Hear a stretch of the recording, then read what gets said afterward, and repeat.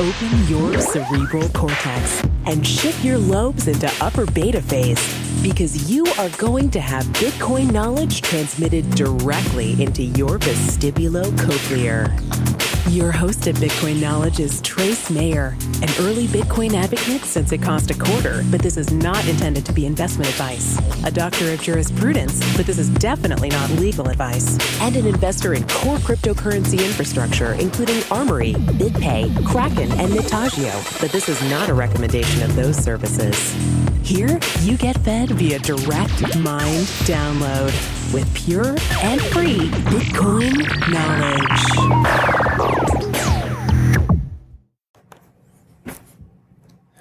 Welcome back to the Bitcoin Knowledge Podcast. It's New Year's Day, January 1st, 2016, and this is episode 185. Good gracious, we've done a lot of these.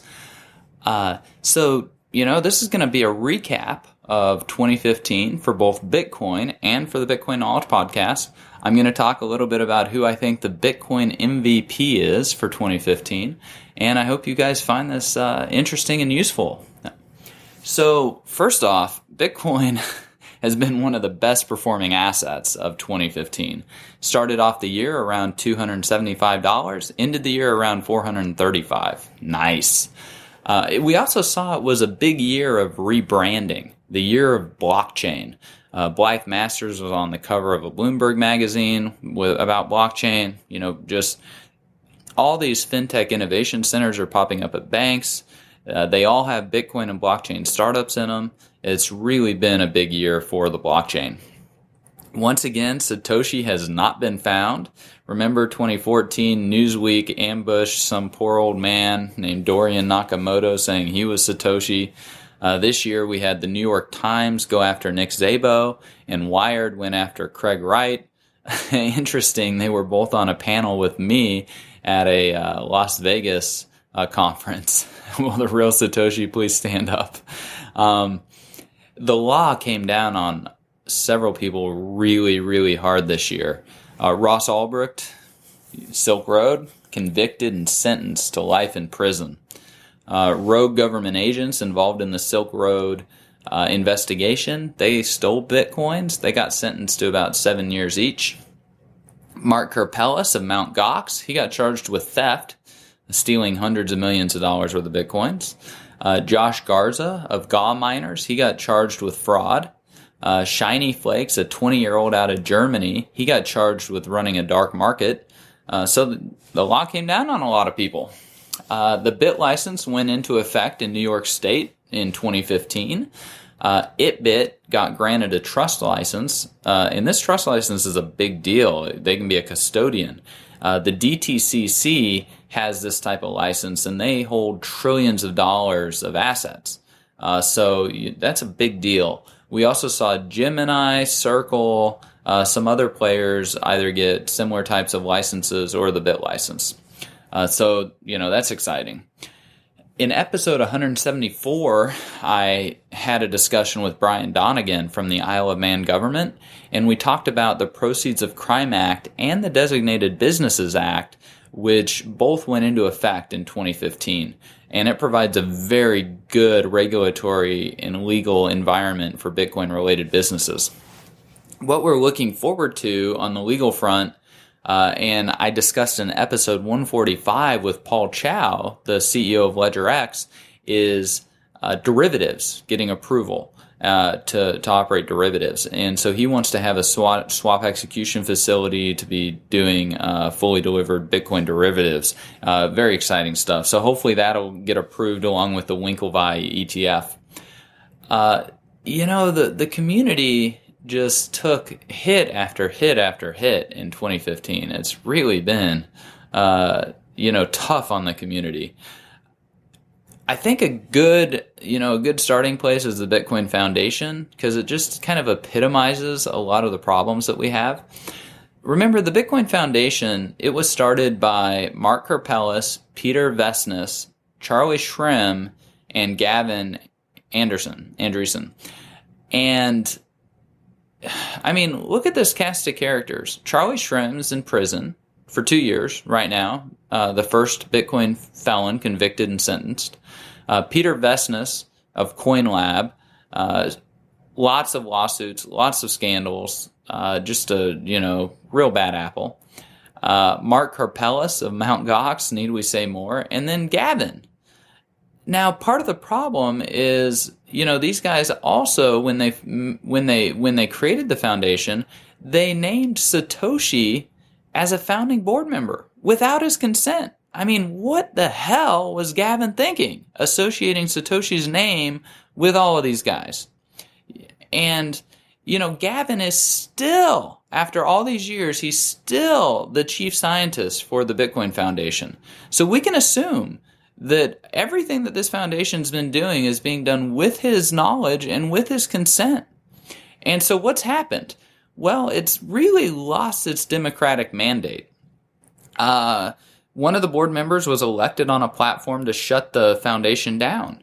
And instead, Brock Pierce, Bruce Fenton, and Bobby Lee have co-opted the foundation. They've forced out Oliver, who had been elected on the platform to shut it down. They've forced him out along with another board member. They've replaced him with board members of their own decree. And so it's largely lost its democratic mandate, trying to co-opt the branding, trying to co-opt the status that this Bitcoin Foundation has in the eyes of the lay public, the people and the journalists that aren't in the Bitcoin community itself. I think it's, very damaging just to the community as a whole, to all the companies. Why not just shut it down and start anew? Additionally, it doesn't have any credibility. It's founded by a bunch of scammers and felons, right?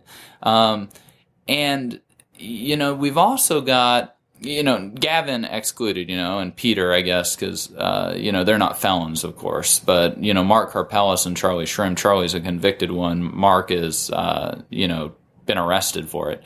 But we've got Coin Center with Jerry Brito. We've got the MIT Media Lab where Gavin's now got a salary. We've got the Chamber of Digital Commerce. Like, why do we even need the Bitcoin Foundation? We don't really need it. Like, let's just shut it down. And then, in addition to all of this, we've got the block size debate, which has really gotten pretty toxic.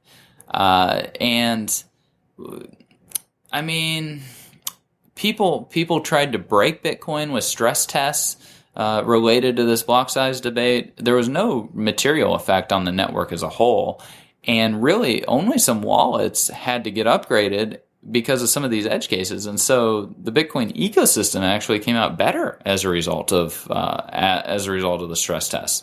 Mike Hearn, who's been a very divisive figure in this process, he's pretty much been banished from the developer community because he's so toxic. There was Scaling Bitcoin that took place in both Montreal and Hong Kong, where a lot of the developers all got together, got to really talk and communicate and hash a lot of this stuff out. Gavin and Jeff, they've made a lot of noise in 2015, but they haven't actually contributed a lot of code to the Bitcoin Core project. And, because I was actually going through and looking because I'm like trying to find who the MVP is for 2015, right? Like, is it one of these two? No, not really. There's been no significant expectation for large merchant adoption. We look at BitPay, Jeff Garzik, he got laid off by BitPay. We actually had to lay off 30 plus other people there. Very tough thing to do, but it's because there's not really that merchant demand on the immediate horizon. Meanwhile, Greg Maxwell, he's synthesized a roadmap for Bitcoin Core that's been signed by 60 plus other developers on how we want to scale and proceed forward. So I think that, it's largely been decided. We've come to consensus as a community, but, some of these personalities like Gavin or Mike or Jeff are going to get somewhat marginalized in their vision for what they want to do or see Bitcoin become because they can't get the consensus to their side of the argument. And it'll be interesting to see how we move forward, whether they're going to go form their own development teams, their own implementations, try to lobby miners, or whatever, My contribution to the debate, I'm pretty ambivalent actually about the block size. What I'm more interested in is why we would want to raise the block size. And that gets more to the question, why should we hire Bitcoin? And I think that's what I've contributed in this debate, is the community as a whole really taking a hard look and thinking about why should we hire Bitcoin. And, I think that's a good thing to have happened. Near the end of the year, Bitmain introduced the Antminer S7 and Bitfury introduced a new chip. So we've got new generation ASIC chips. The hash rate has absolutely exploded, racing towards 1 exahash. The network's more secure than ever. So it's very positive, I think, across the board. When when I look at everything that's gone on in the ecosystem, when I look at everybody who's participated, who's the Bitcoin MVP for 2016? Who's the most valuable player? Dr. Peter Woolley. It's SIPA, obviously. He just hit a grand slam. First was BIP 66, where he's basically prevented a potential hard fork bug in the consensus code. Then there's the libsec 256k1. It tinkers and makes more secure some of the most fundamental parts of Bitcoin. I mean, to be able to rewrite something like that, amazing work that he's done. And then Segregated Witness. I mean, hello, it optimizes how we use the block size, gives us a 4x increase, basically.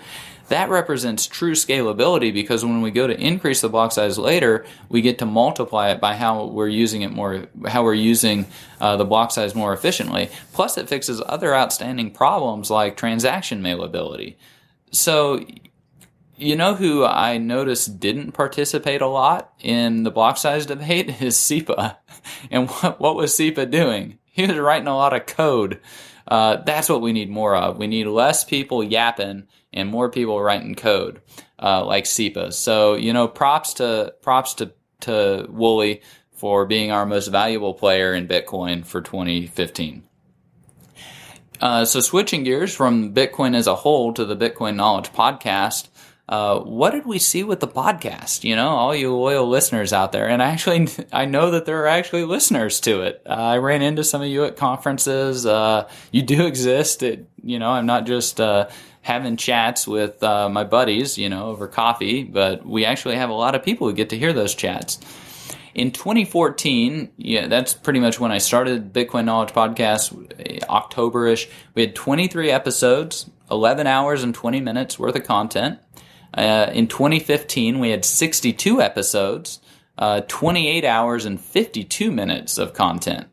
So about 1.2 episodes per week. And I'll get to it a little bit later, but I'm, trying to figure out how I want to work the schedule out with this thing. December, we had about 16,000 downloads. That's kind of crazy when you think about it. 4 episodes, 16,000 downloads, not too shabby. The largest month was September. We had the entire series with Dr. Adam Back, and then the most popular episode also in September, which was episode 170. And that's where Adam Back and Gavin and I have an 80-minute discussion on the block size debate. So go check out some of these older episodes. I try to make the interviews so that they have a very long shelf life. So most of the episodes, you could go back and listen to them 6 months later and you'll actually get something out of them. You'll get to meet the personalities. I try to guide the questions so that they'll still be the answers will be relevant, 6 months, 18 months later. So, really go through the archive and try to, if you want to see some of the content, you want to meet some of these guests, that's a great way to do it. And really that's one of the main reasons I do the podcast, is to give these guests exposure. So I want to give them exposure that has a very long shelf life, isn't just like the current news. Because we have so many people doing so many cool things in Bitcoin, and people need to hear about it, and so that's one of the reasons I do the podcast. And none of the guests pay to get on the show. I have to think they're one of the top people in Bitcoin. I ask hard, objective questions of the guests. So, I mean, they have to have their crap together if they're going to come on here, because I'm not going to give them an easy time. Some of the and I think this got reflected in some of the comments that I saw throughout the year from different fan members and listeners to the show. James Doyle of JamesSoValueSmarter.com, FinTech Switzerland had actually tweeted out about the top 10 FinTech podcasts. And he tweeted back, if you want a number 10, check out Bitcoin Knowledge. And another tweet, and Trace, you made it to my top 5 FinTech podcasts, end of quote. So that was really cool. BG at Cali Bitcoin has made some of my favorite tweets actually of the year. One of them was at Trace Mayer, new Bitcoin podcast, make me happy, end of quote. And he had this picture of this guy just hugging this little pug dog, and it's really made my day. Some of the other quotes from him: love the podcast, just tip $5 in Bitcoin, thanks for your efforts. Talking about the Adam Back series. The series is a must listen for all of us who are deep in the Bitcoin rabbit hole. In August, I'm sorry, I only had one episode in August. Got busy in the summer, right? He tweeted, quote, "What happened to your podcast? I absolutely loved it. Bring it back. 3 exclamation points." And I'll talk about this later. The Bitcoin Knowledge Podcast, we're going to be here in 2016. We're going to do a lot of episodes. I've got a plan for it already. So don't worry. I'm not just going to turn it off, even though it costs a lot of money. Tony Da Silva, quote, hands down, the Bitcoin podcast series, the best Bitcoin podcast series is Trace Mayer's Bitcoin Knowledge. Ira Miller, he'd worked on Coinapult, quite a few other projects. A good friend of mine since 2011 in the space. Quote, Trace Mayer telling it like it is. So back to that objective, hard question part of the interview series. Lord Ashdrake of the Whale Club, quote, Trace Mayer for Bitcoin CEO role. I don't think so. I don't know if Bitcoin needs a CEO. We do need people that are keepers of the vision, though. We have to have kind of a unified vision for the community going forward. And so if the podcast can kind of play that role, I suppose that would be good. We get to have discussions from a lot of the top people, whether it's Gavin or Back or Garzik or Paul Chow. We get to see a lot of what's going on throughout the whole ecosystem. It really helps us understand what's going on and formulate a better vision. So then, we can all be making those CEO role type decisions. Alex B on Twitter, quote, Trace Mayer hits the nail right on the head of every single point of this interview, end of quote. And then BTC Drac, who's been quite verbose on Twitter, quote, watch this, all caps, at Trace Mayer, absolutely gets it, end of quote. So that is pretty cool. Rodolfo Novak, CEO of CoinKite. And this endorsement from him actually means a lot to me. They've made a multi-sig wallet. They process about 10% of all the Bitcoin transactions daily. He said, quote, thanks, great chat with Trace, end of quote. So thanks, Rodolfo. Ivar Mosman, quote, another insightful and interesting podcast on Bitcoin with Trace Mayer and Eric Voorhees. Christoph Atlas, he's a security engineer at blockchain.info. Quote, this interview series between Trace Mayer and Adam Back has been a joy to listen to. End of quote. Manuel Aros, he worked at BitPay, did a lot of work on Copay wallet and some other stuff. Quote, great interview by Trace Mayer and Adam Back. A great tale of Bitcoin and cryptography history, end of quote. And then there's Ryan Walker. I don't know Ryan, but he said, quote, a good Bitcoin listen from Trace Mayer and Jeff Garzik, end of quote. Ken Shishido, also on Twitter, he's the co-organizer of the Tokyo Bitcoin meetup. He said, quote, Trace Mayer, always respect your wide-angle knowledge and easy-to-understand analogy, end of quote. And then Justin Blinko, he's actually a buddy of Ira's. he said, quote, living in Latin America, always love hearing the stories Trace Mayer uncovers to validate my thoughts, end of quote. And so, that actually means a lot to me, especially in this block size debate. It makes me wonder how many of the people chiming in are like doing it sincerely. Maybe they're getting paid to just spread a lot of disinformation, to try to divide the community. I mean, we don't know. And it could be on either side. I mean, we could have a bunch of trolls from the Buttcoin subreddit over just trying to wreak havoc or whatever. So, it's nice to see that my peers and my colleagues listen to the podcast, take it seriously, and have a good opinion of it. It means a lot to me. So, assuming 75% of the downloads are listened to, then we had about 2,200 hours listened to, and that means that we saved about 75 hours by having the podcast edited, because I have an audio editor that edits most of the episodes. If I'm assuming $100 per hour for each listener's time and attention, then that's about $7,500.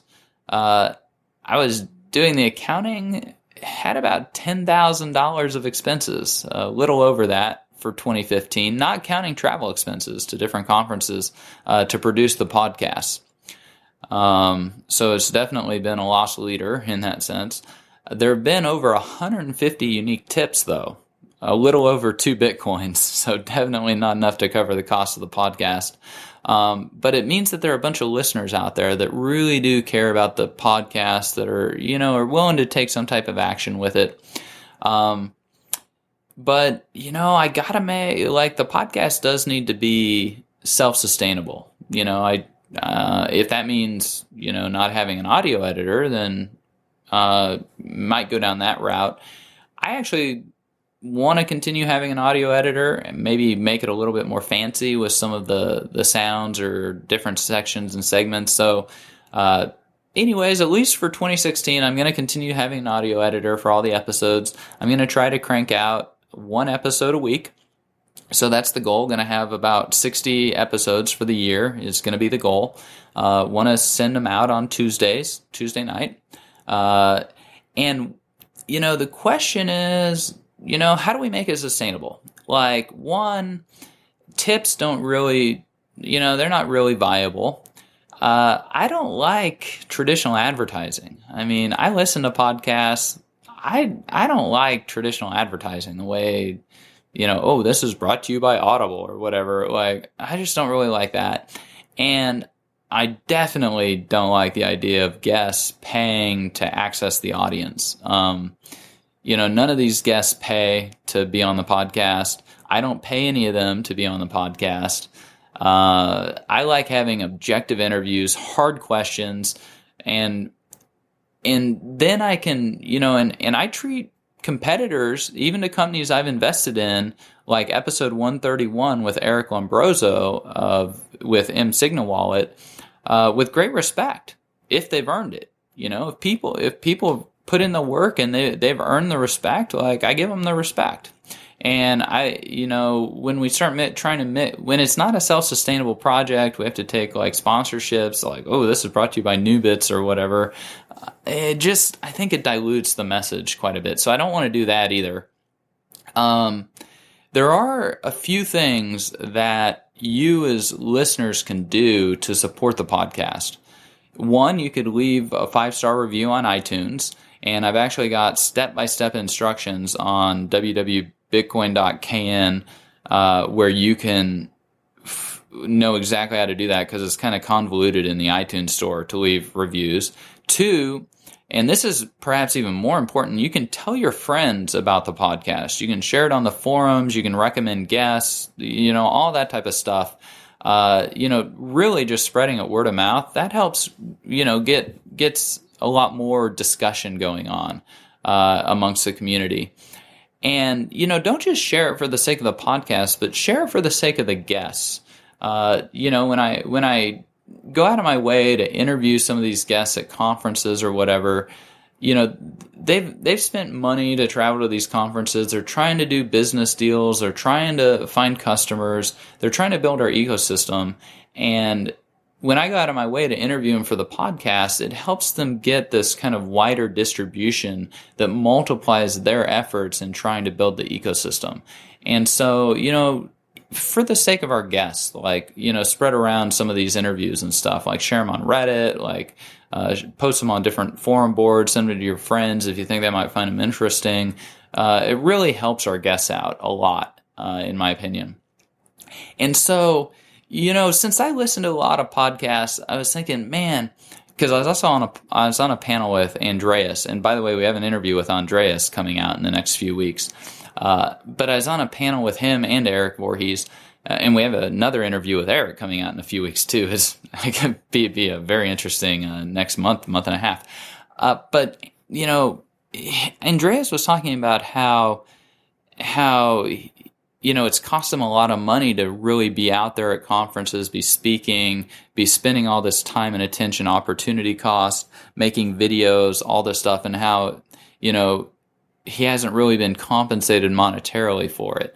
And it's, been tough for him financially. And you can't eat downloads, you can't eat views, especially if I'm paying, to have people edit the podcast and stuff. How do I make it financially sustainable? And at the end of the day, I really believe that whoever adds the most value is going to make the most money. So I immediately thought what can I do that would add more value to the audience, that would really help them out? And so I created a resources page on www.bitcoin.kn. And on this resources page, I found some of the products that are for sale on Amazon that have really made a big difference in my life. I found snacks, I found sleep, products that really have helped with my sleep, cognition. At a lot of these Bitcoin conferences, I do a lot of biohacking and mind hacking. And so, lion's mane mushroom or MCT oil or alpha brain, some of these things, nootropic stacks, we get a lot of discussion going on about this stuff, and meditation, Muse headband, oral health. A lot of people use just whatever toothbrush. I have a bamboo toothbrush that I buy off of Amazon that's both biodegradable and it's BPA free. Why are people sticking BPA toothbrushes in their mouth? Oh my gosh. Your immune system, what can you do to boost your immune system, be healthier? Bitcoin, how do you do cold storage right? With Armory, with I have links to a GPS navigator, a survivor box, a laminator, and laminator pouches, along with links to the how-to videos on how to use Armory, fragmented backups and lock boxes and KeePass X. And so, on this resources page, I found the most potent products that I've bought myself, divided them up into some of these different areas, and added links. So what happens is if you go to that page and you click on that link, the link will take you to Amazon where you can buy the product.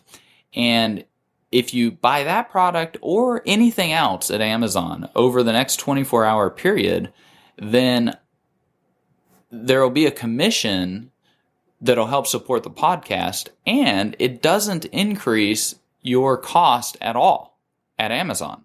So it's basically you're able to throw in some money into the tip jar, but it doesn't actually cost you anything extra other than going to the website, going to the resources page, and then clicking on the link. And that's a way that you can throw a tip in the tip jar for the podcast, but actually not have it cost you any money.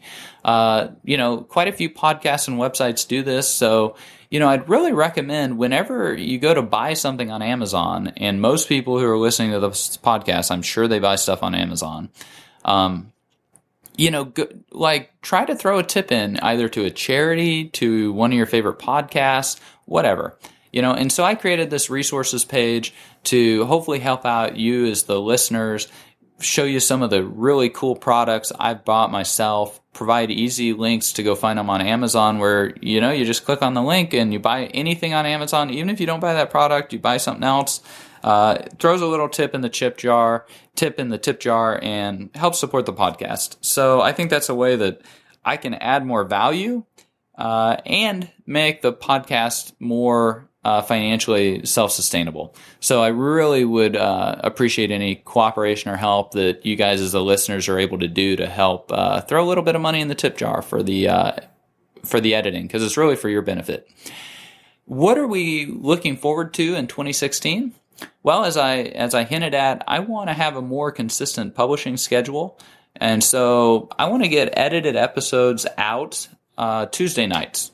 And why Tuesday? No real reason other than, gives you something to listen to during the week. But that's kind of the goal. 60 episodes throughout the year going to be the goal. And I'm going to be at BTC Miami at the end of January, and I'm going to be at Anarchapulco with Jeff Berwick and Doug Casey and Cody Wilson and a bunch of other guys in Acapulco, Mexico in February. So going to be getting lots of podcast interviews. What do I think is going to happen with Bitcoin in 2016? The $5 billion question, right? I think we're going to see more volume. I think we're going to see more merchant adoption, and I think we're going to see a higher Bitcoin price. We've had a long bear market. Sure, we're up, significantly over 2015, but really, we're still consolidating. The industry is still kind of getting its bearings. Once this bear market's done, we could see a much higher Bitcoin price. I also think we're going to see a lot of progression towards scalability. The Lightning Network's going to have a lot of work done on it. Dryja and Poon, as I interviewed them in episode 179, I highly respectful of the work they're doing over there. Also Rusty Russell. I think we're going to see a lot more investments in Bitcoin and blockchain technology. It's estimated that worldwide, the banks are going to spend about $500 million, and this is only on proofs of concepts. We're going to see the real projects getting deployed in 2017, 2018, 2019. And so between now and then, we're going to continue to see a calling of the herd. And I discussed this with Bart Stevens of Blockchain Capital in episode 172, and also with Jim Robinson, a managing partner at RR&E, one of the premier venture capital investment firms, in episode 135. So, those are still applicable. You can go back and listen to those. Very helpful. Someone wrote an article titled, "The Real Reason Your Bitcoin Startup Can't Get Funded." And Samurai Wallet, he responded in a tweet, quote, "The real reason is your Bitcoin startup has no viable product and no viable paying customers. Why do we hire Bitcoin?" At Trace Mayer, end of quote. So it's nice to see that my agitation is actually getting applied in more useful ways throughout the ecosystem. And so I think, 2016 is going to be a huge year. Episode 157, I gave an impromptu, off-the-cuff presentation at Cripsa, and everybody seemed to just absolutely love that presentation, which is why I made it into episode 157. And I talk about the 7 distinct network effects that are taking root with Bitcoin. And 2016, they're going to continue taking root. They're going to continue getting built out. And there is no other project anywhere close to being competitive. And if people really, if it were really that big a deal being able to send lots of transactions fast, then Dogecoin or Litecoin would have a lot more traction than they do. But they don't. They don't have a $5 billion market cap. Bitcoin's got a $5 billion market cap. We can take it slow. We can take it conservative. We can do it first, and we can do it right. And it's going to be a big year. So thank you, all you listeners. Spread the podcast around, spread Bitcoin around.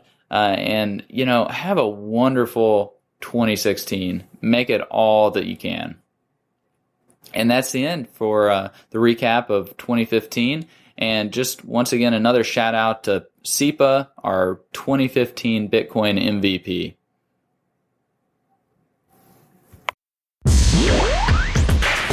Be sure to get a copy of the free Bitcoin Guide at freebitcoinguide.com. Got a question or suggestion? Record your voice at bitcoin.kn. Don't be shy. To help the show, share bitcoin.kn with friends, post about it on Reddit, and otherwise spam the interwebs. Your iTunes comments and 5-star reviews are very important to us. Please continue tuning in to the Bitcoin Knowledge Podcast, where we release interviews with the top people in the Bitcoin world. Now take some choline and let that Bitcoin knowledge consolidate.